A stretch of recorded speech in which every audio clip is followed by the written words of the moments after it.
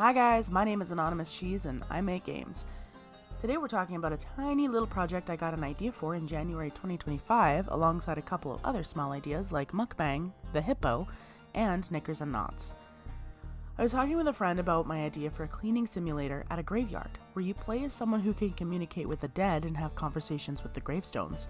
Delighted, my friend, who's my local goth and Mothman butt-cheek enthusiast, gave me a single idea then sealed the deal.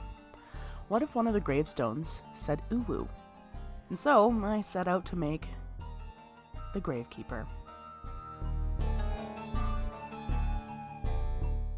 The Gravekeeper runs kind of off a similar idea as the Hippo, which was a little cleaning simulator I made a few months ago where you defend your house from tiny hippos that make messes, and was based off a late 1990s commercial that ran in Canada. In this game, you were hired onto the night shift by the owner of a private cemetery. Your job is to come in, keep the grounds clean, and secretly investigate the owner of the cemetery by talking with some of the gravestones. There are 3 graves you can communicate with in the cemetery who tell you various facts about themselves, complain about their situation, and sometimes reveal a bit of story lore. But the main focus is to get the cemetery clean and definitely not to search for keys to get you into the secret fenced-off area behind the tool shed. Look, it's not the most exciting idea, but it's the thought that counts. Okay. I threw together a bunch of assets to make a general map, including some fences, bushes, roads, buildings, and graves. Slapped in a little audio to make it feel like a cohesive environment and gave it a little test.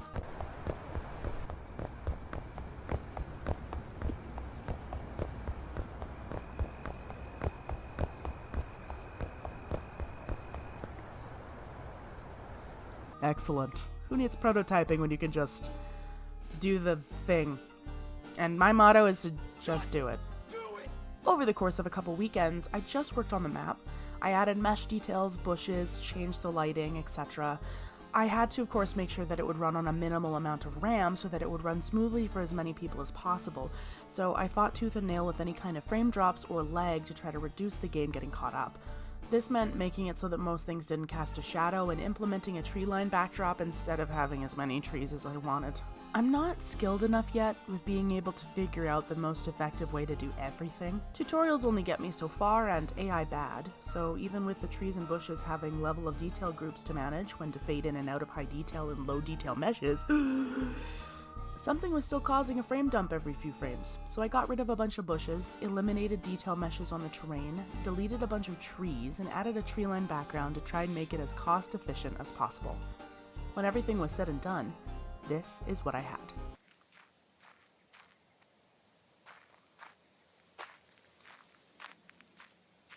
This isn't your average everyday darkness.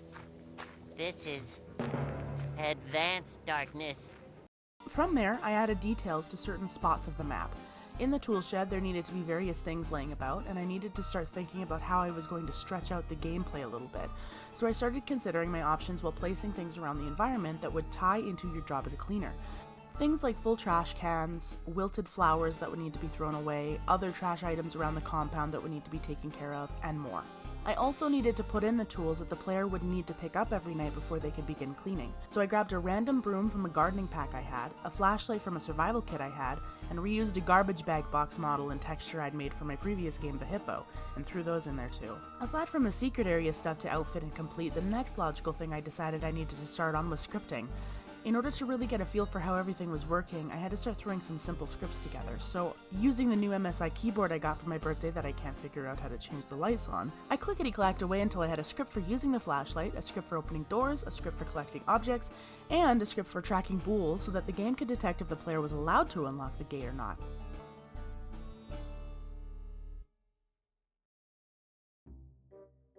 Then, the main meat of the game needed to be worked on. I needed a script and a small write-up for what the player was working towards, voice lines for the graves to say, and a tragically tiny plot so that it would feel like you were actually doing something. Normally, I do this first, but this game seems to be taking away the usual structure in which I complete my projects. I can't tell if that's a good or a bad thing, but here I am, 9 PM at night, writing this script and wondering why I didn't do the main menu first like I always do, while dodging feature creep ideas like Neo in the Matrix. Anyway, I took a small break to write as many ideas as I could for the 3 personality type graves you can communicate with, did up some quick assets for some of the objects I need, and did small polish things that definitely should have waited until the game was closer to being finished.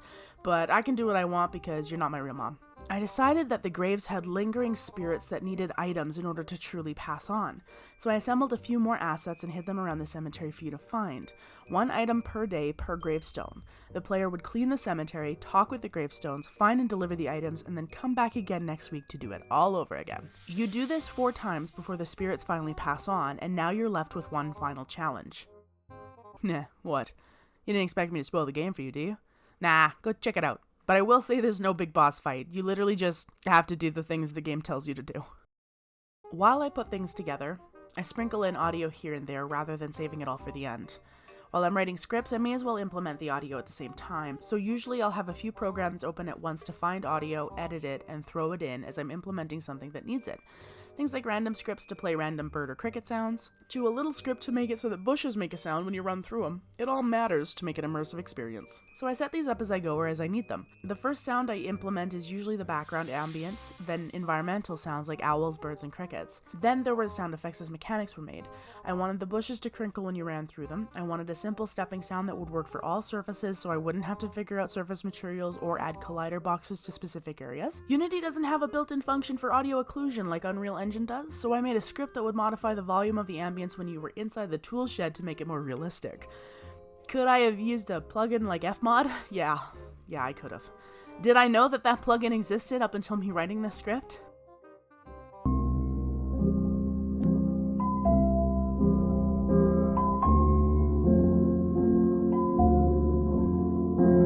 Two out of the 3 gravestones are voiced by me. I thought it would be funny to have the voice lines just be the line, "I am dead," repeated in different ways and backwards. I voiced the main character as well, and my line for them is, "I am alive," backwards. The 3rd gravestone is voiced by a repeat offender in my projects, Pydera_74, who's on YouTube and Twitch once in a while. Alright, shameless plug, check. One of the more challenging scripts I had to write for this game was the dialogue script. It needed to do and manage several things at once, like activating the subtitle background, changing the subtitle text, displaying the subtitle text for a certain amount of time, playing a sound effect alongside the subtitle text, changing the subtitle text at random, and then checking if you'd found an item and then reacting to you about it. I tried to keep it as clean and concise as possible while trying not to get confused about what did what. It by no means is a particularly long or difficult script, but managing what it did and where it did it got me tied up in a few knots.